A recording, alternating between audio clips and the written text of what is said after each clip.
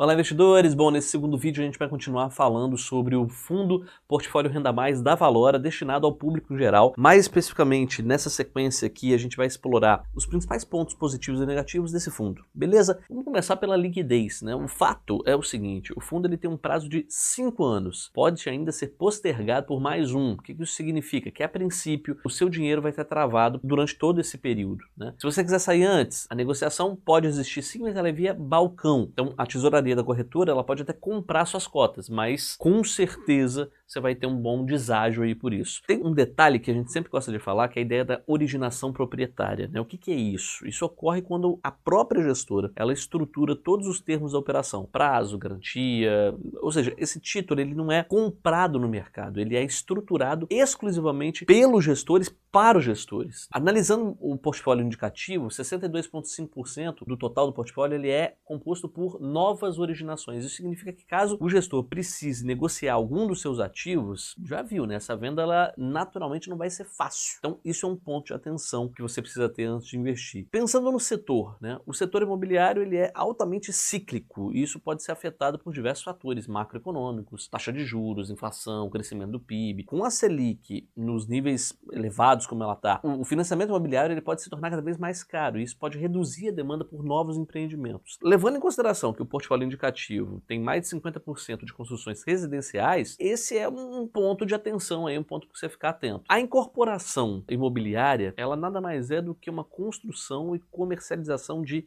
empreendimentos imobiliários, mas com um ponto de atenção, esse terreno ele pertence a outro proprietário, então incorpora-se um imóvel a um terreno. Resumindo, o processo envolve a participação de 4 participantes: a incorporadora, responsável por avaliar a viabilidade econômica da obra, a construtora, que vai fazer a construção, o dono do terreno e, por fim, claro, os compradores. Agora imagina que durante o período de construção, que varia aí de 3, 4 anos, não são poucos os riscos que esse projeto como um todo está exposto, né? Problemas de documentação, mudança no projeto, atraso na construção, risco de mercado, enfim, são diversos riscos que tornam indispensável uma avaliação justa das garantias que estão atreladas aí a esse tipo de operação. Além disso, a gente tem que lembrar que durante o período de lançamento, aí, né, de construção do empreendimento, praticamente não tem fluxo de caixa positivo para a empresa. Então, qualquer ponto que saia do planejado pode ser bem prejudicial. No setor de shoppings, né, dependem do consumo, né, da atividade econômica. Então,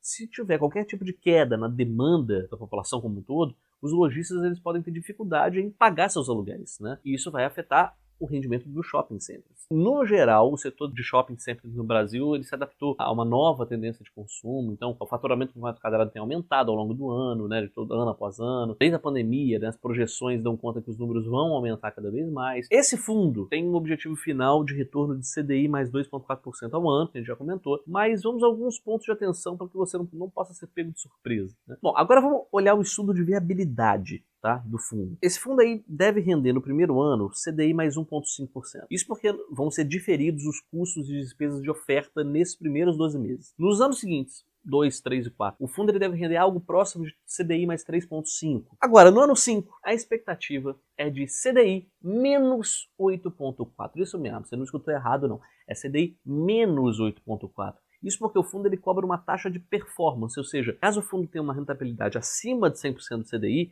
ele vai te cobrar uma taxa de 20% sobre o que exceder, mas isso só vai acontecer no ano 5. Além disso, no 31º mês, o investidor vai ter de volta 50% do seu capital investido e no 46º mês, 100% do seu capital investido. Ele tem uma rentabilidade estimada líquida, né, já tirando os custos, de CDI mais 2,4%, essa é o objetivo, além de uma distribuição de dividendos aí de 1,2% ao mês, com uma carteira de 100% pós-fixada. Conclusão disso tudo, desse nosso segundo vídeo, né? Nosso objetivo foi basicamente levantar pontos positivos e negativos, né? E pontos de atenção que você precisa ter sobre essa oferta. Então fica ligado que no nosso terceiro vídeo a gente vai fazer uma última reflexão e finalmente vamos dar a nossa segunda opinião sobre esse ativo. Beleza? Então fica aqui com a gente, até mais.